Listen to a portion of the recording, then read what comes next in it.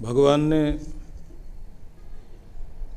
कुछ अलग अलग तरह की श्रेणियां बताई। समः शत्रु च मित्रे च तथा मानाप मानयोः शीतोष्ण सुख दुखेषु समसंग विवर्जितः। शत्रु मित्र में, मान अपमान में जो सम रह सके, संतुलित रह सके और संसार के किसी भी प्रकार के उद्वेग विचलित न कर पाए। जैसे गर्मी सर्दी को सह लेते हैं हम लोग, भगवान कहते हैं शीतोष्ण सुख दुखेषु। जैसे गर्मी सर्दी और ताप ठंडक को बर्दाश्त कर लेते हैं, ऐसे सुख दुख को बर्दाश्त करके भी शिकायत न करे व्यक्ति और आंतरिक रूप से धन्यवादी कृतज्ञ होकर जिए और चेहरे पर संतुष्टि और प्रसन्नता आनंद का भाव बनाए रखे। भगवान कहते हैं वो मेरा प्यारा है।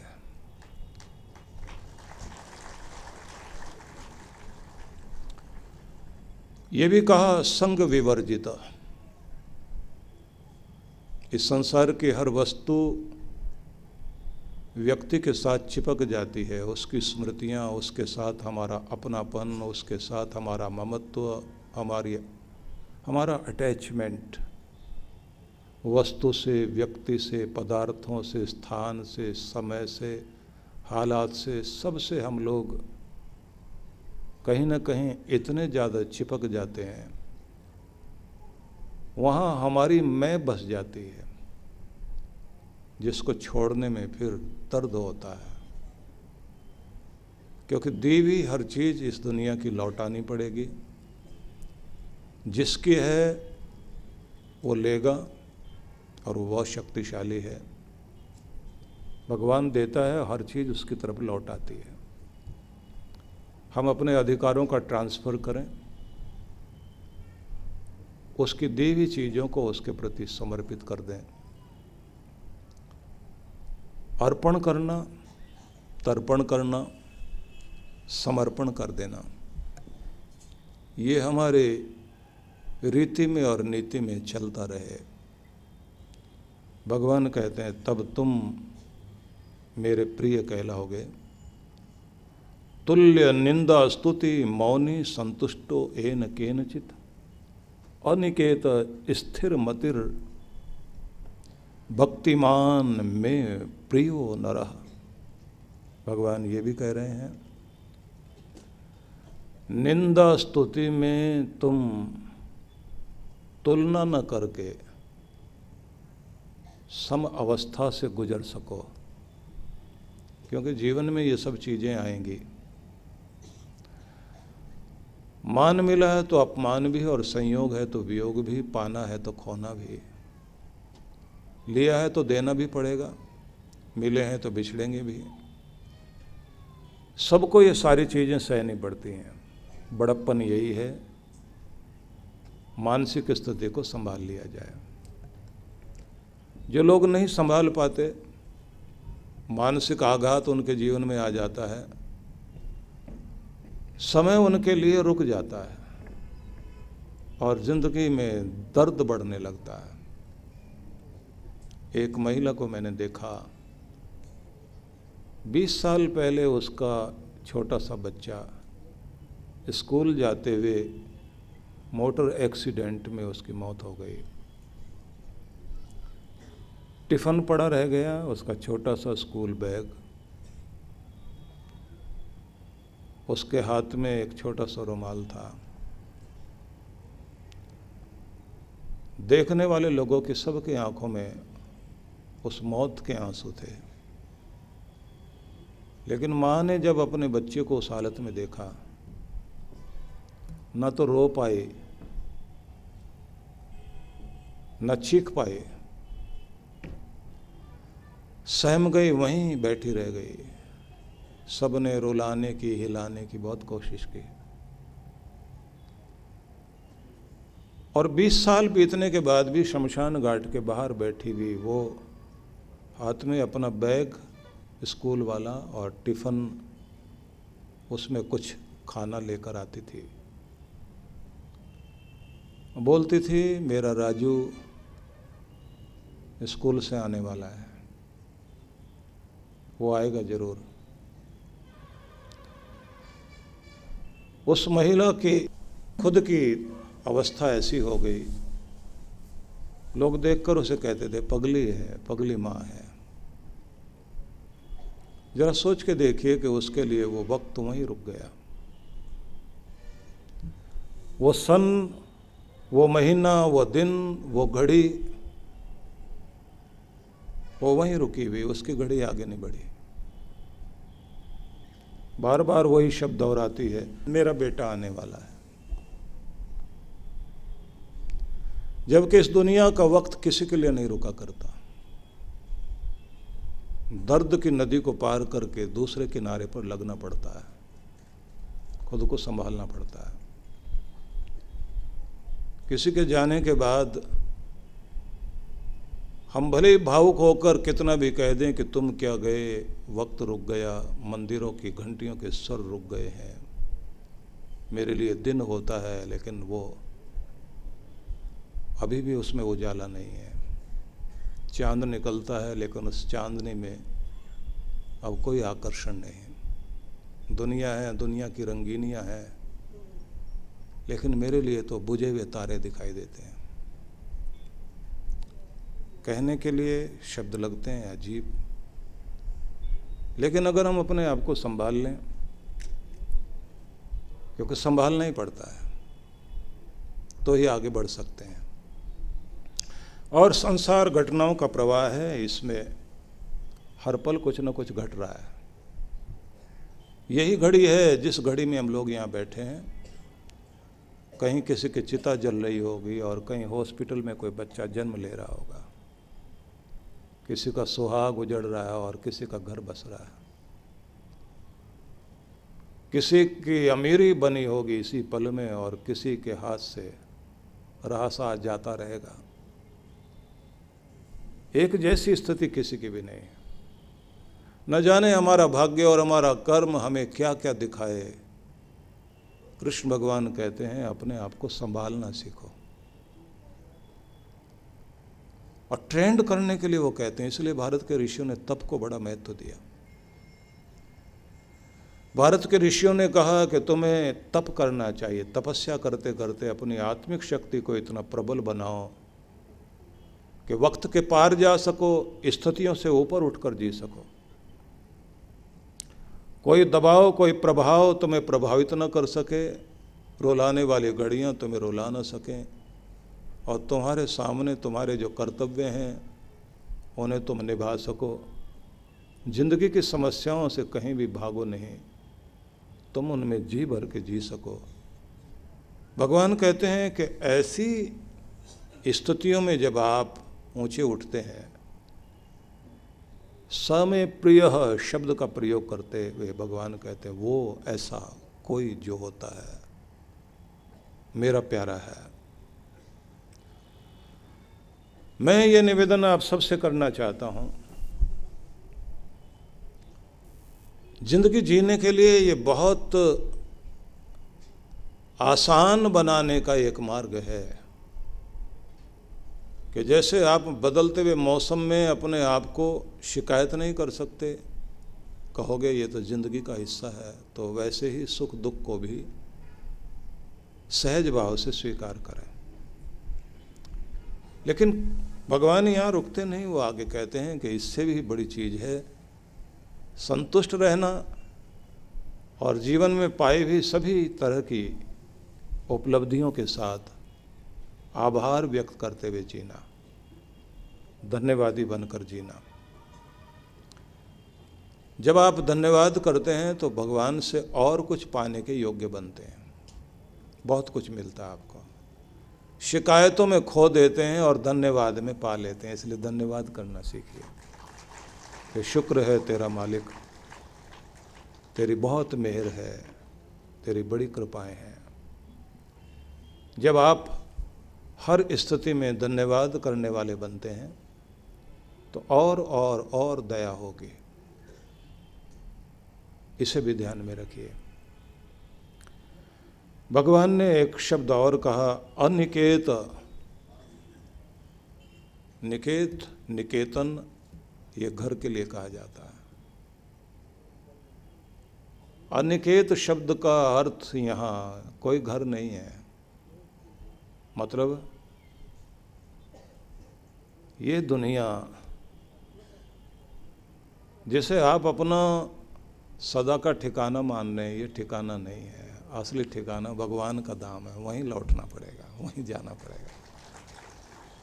तो उस घर को याद रखना। प्रवासी या कोई पर्यटक कहीं भी घूमने फिरने के लिए चले जाएं, बड़े सुंदर स्थान देखेंगे, वो आनंद मनाएंगे, लेकिन फिर भी एक काम जरूर करते हैं कि सुबह शाम अपने देश से संपर्क करते हैं। आज मैं यहाँ जाने वाला हूँ, शाम को कहेंगे आज मैंने ये देखा। बस आप भी ये समझ लीजिए, इस पृथ्वी ग्रह पर आप एक पर्यटक बनकर आए हो और आपको यहाँ की रंगीन या यहाँ का आनंद लेना है, देखना, सबको देखना है, लेकिन उसके साथ साथ अपने उस पुराने घर से जो हमारा असली ठिकाना है वहाँ का हाल चाल जानते रहना, अपना हाल बताते रहना, इसको प्रार्थना कहते हैं। तो इसलिए ये संसार आपके लिए स्थिर ठिकाना, स्थायी ठिकाना नहीं है। असली तो वही जहाँ से हम आए, चल हंसा उस देश जहाँ पर ब्रह्म का खेल, ज्योति जले अगम की बिन बाती बिन तेल, चल हंसा उस देश, वहाँ उसी जगह फिर लौटना होगा। भगवान आगे फिर कहते हैं, स्थिर मति मान, वो व्यक्ति जिसकी बुद्धि स्थिर है, स में प्रिय, वो प्यारा है मुझे। बुद्धि स्थिर रहे, स्थिर बुद्धि का मतलब परिपक्वता, विचलित बुद्धि नहीं। भगवान ने इसको बहुत प्रयोग किया है। गीता को जब आप पढ़ेंगे तो उसमें जहाँ स्थित प्रज्ञ के लक्षण लिखे हैं, वहाँ पर लगातार 18 श्लोक हैं और वो भगवान को बहुत प्यारे हैं। बहुत लोग तो कहते हैं बस गीता इतनी है। आप उनको जरूर अपने गीता में चिन्ह लगाकर याद करिए, रोज दोहराइए कि महाभारत का युद्ध 18 दिन चला था, 18 अक्षौहिणी सेना के साथ, जिसमें मुख्य 18 ही महारथी थे। इसलिए व्यास ऋषि ने जिस समय महाभारत ग्रंथ की रचना की तो उसके 18 पर्व क्या मतलब अध्याय कह लीजिए, और उसी के मध्य में उन्होंने गीता रख दी, वो भी 18 अध्यायों वाली गीता।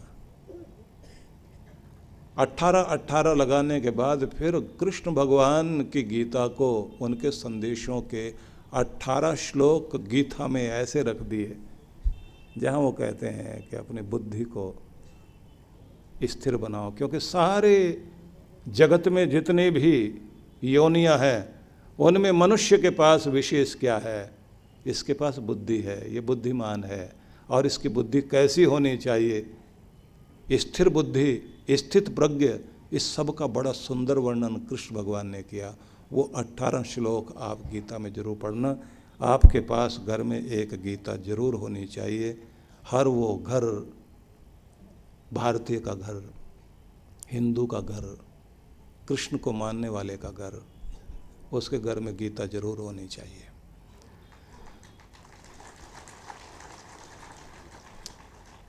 मैं चाहूँगा गीता जरूर रखिए आप। वो कसम खाने के लिए नहीं है और सिर झुकाने के लिए नहीं, सिर में और दिल में बैठाने के लिए है क्योंकि भगवान के संदेश हैं उसमें और बड़े प्यारे संदेश हैं। इसलिए मेरे पास उतना समय नहीं है कि मैं चर्चा कर सकूं।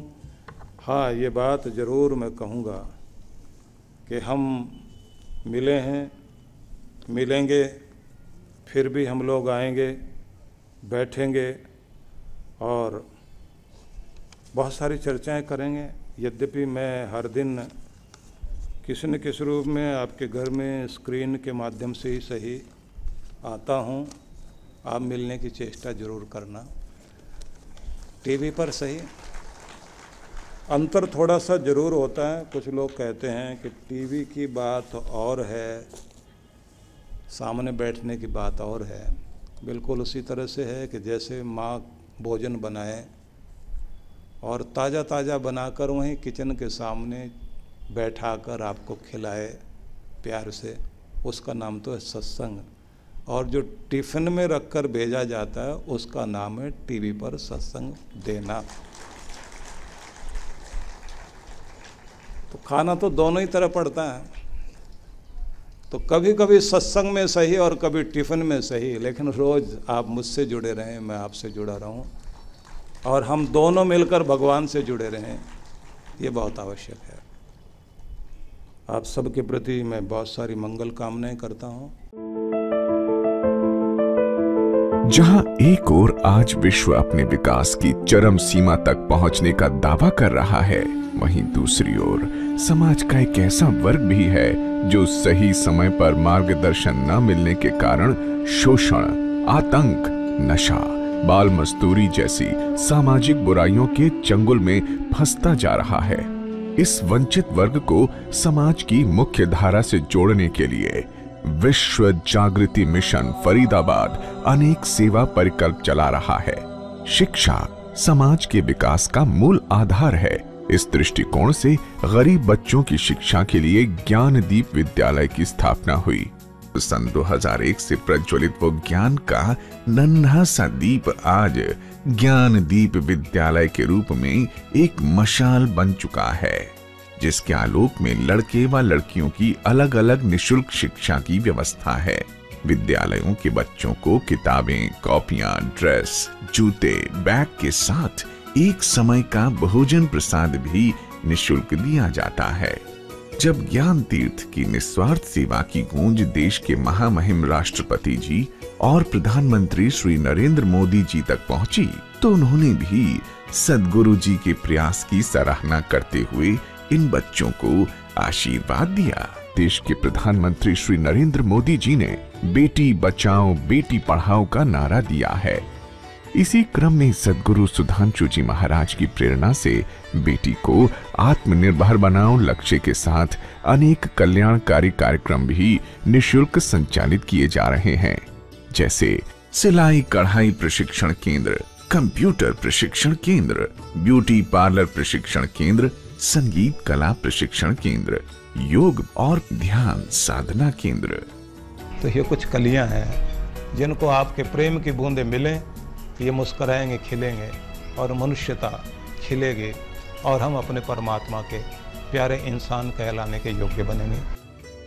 हम आह्वान करते हैं, आप भी सहयोग देकर इन गरीब बच्चों की शिक्षा दीक्षा का भार वहन कर सकते हैं। बच्चों को विद्यालय की ओर से निशुल्क वितरित होने वाली सामग्री के वितरण में सहयोग कर सकते हैं। बच्चों के एक समय के भोजन प्रसाद की व्यवस्था में हाथ बटा सकते हैं। मेधावी छात्रों को पुरस्कृत कर सकते हैं। मैं इसके लिए आह्वान करता हूँ कि चले आइए, ईश्वर का मंदिर बनाने के लिए, मानवता का मंदिर बनाने के लिए हम मिलकर काम करें। बच्चे समाज और देश का भविष्य है। इनके उत्थान के लिए यदि आप भी इन बाल विकास योजनाओं में अपना सहयोग देना चाहते हैं, तो ऑनलाइन डोनेशन के लिए लॉगिन करें www.vishwajagritimission.org।